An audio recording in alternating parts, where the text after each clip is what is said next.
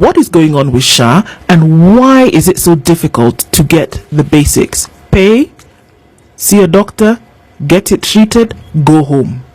Which is what Kenyans essentially were assured was going to happen. I like your first tripping. You've tripped by saying 6 months. I came back. Looks so. It looks like 6 years. But I came back and I said 4 months. I corrected myself. Yeah. It's actually 3 months and 20 days. It's just 110 days. In 110 days, I'm very proud of this program. I'm extremely proud of this program. I'm extremely proud. I mean, remember, I was here with you in October. Yes. When this program started, and I said I'll come again and again, and told you to keep my interview and ask me the questions. What I'm very happy with right now is that every other complaint I get is specific. Yeah. Meaning that the basic system has worked, and what we are dealing with now is exceptions. Yeah, nothing made me happier than when I left cabinet and joined the team of advisors. First of all, the ability to choose what you want to do, and from day one I said I wanna focus on 3 things. I was very clear. I want to focus on health. And I want to focus on the youth, as I've just mentioned to you. And I want to focus on my third thing, which is jobs and incomes. You know, those 3 things in expanding economic opportunities. And it's not by accident. I mean, the health issue is a very emotive issue. Sometimes I wonder why I was not in this space for longer. It is very exciting, first of all. It's very fulfilling, and for me also it's very personal. You know, in the year 2020, I spent during COVID, I spent 41 days in ICU, 41 days, and then 2021 I had an accident and I spent 4 months in a hospital ward. So for me, it's extremely personal that we fix. And the bulk of those 4 months was out of the country, outside this country, where systems do work. And I find myself so fortunate that within my lifetime, I have an opportunity of making healthcare in this country work the way it works in other countries, because we can do. So right now,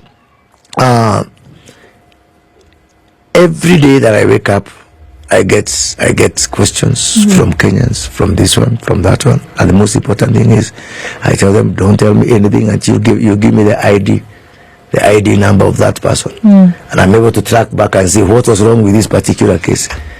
In most cases, it is either a question of maybe there was some misinformation, some resistance by some hospitals and some professionals. That is there. I'm not denying that. You know.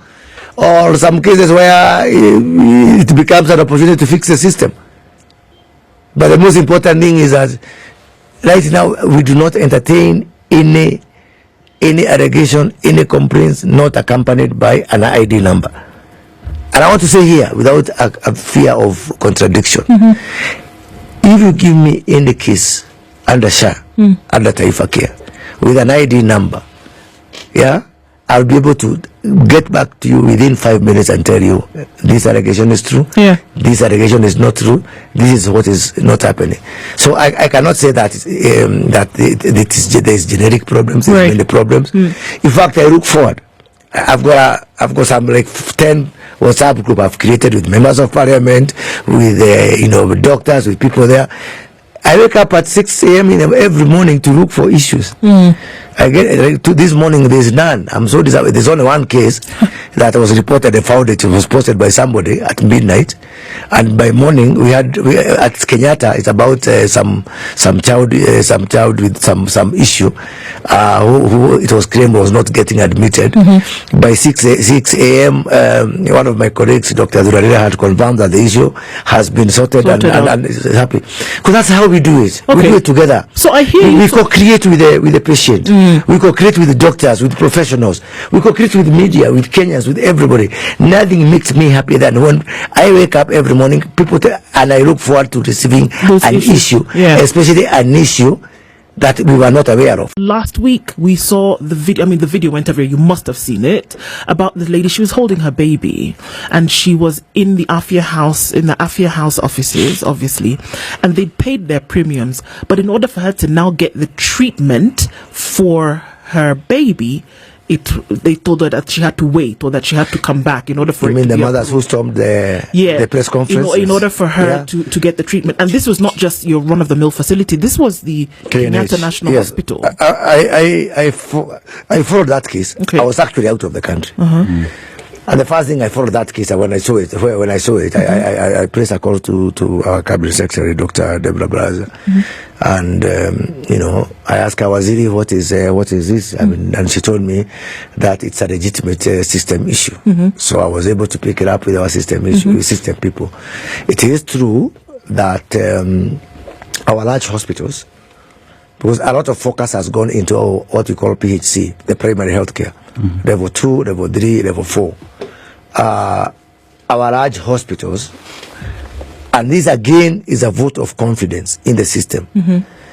The numbers in our level 5 and our level 6, like Kenyatta National Hospital, are right now overwhelming. Okay. Yeah, people are really going to facilities, and it's something that I find strange, because I compare with when there was a doctor strike. Yeah, and when there was a doctor strike, numbers at our level 6 hospitals, KNH, KU, the referral hospital, Moi Teaching and Referral, they were down by 50%. And I was wondering, where are these Kenyans going? Yeah, because mortalities were not increasing. And now the reverse is happening. A lot of people are going to level 5s, a lot of people are going to level 6, a lot of people are trying to access the system. Why? I think it's a lot of people who are not covered. Remember, NHIF at its peak had 15 million Kenyans. So where were the other 40 million? And I'm talking about both principals and dependents. So where are the other people? They were paying out of pocket. They are paying out of pocket. Yeah. So if you find them now coming, it means something is good is happening. I always say that the nectar does not send an invitation letter to the bees. The bees just happen. So a lot of people are getting confidence because of that payments are being done, and SHA is honoring the payment. That's why people are going to the hospitals. As a result of these numbers, there was a misalignment of one piece of technology. We call it the eClaim system. Another piece of technology called the providers portal. You have to remember that we are still a long way to implementing SHA the way it is supposed to be implemented. Okay. Let me say this. We are a work in progress. What we've done, we adopted a top-down approach, whereby we allowed all the facilities, 15,000 of them in the country, to be able to access our system from the back end. Yeah, and that has got its own problems. I come from a technology background. When you allow so many people using all sorts of gadgets and devices, kabambe phone and whatever, it's what we call a heterogeneous infrastructure. All of them trying to access the health system from the back end. Yeah. And so in this particular case, it was quickly discovered that something has to be changed in that particular structure for level 5 and level 6. That is why it was particularly a Kenyatta National Hospital issue.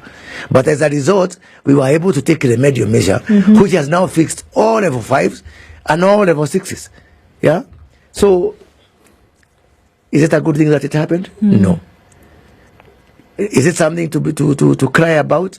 No, because we were able to run the rest on. And remember, what we are doing is unprecedented. Even by Western standards, to have one unified health system for the whole country is something that that's our. So we are a work in progress. I am not claiming perfection, but what I'm claiming is that every single opportunity, every single problem that happens becomes an opportunity for us to be able to fix the system, and ultimately, and you shall see, because I'm already getting calls. I'm getting calls from other countries. I'm getting calls from my friends, presidents of other countries in Africa, telling them, we can't wait for you guys to get done with this thing. We want to cooperate. The same way people come here. Who's called you? I'm interested to know which countries have called you to ask you, can we You know, I can tell you in confidence, Zimbabwe want to copy our system. Okay. Ghana want to copy our system. You know, there's some Sierra Leone want to come and copy our system. You know, because it is unprecedented that a country of our, you know, economic status, you know, a third world country, to have the courage to say we're gonna have a universal health care for all. And remember how many times we've tried this and failed.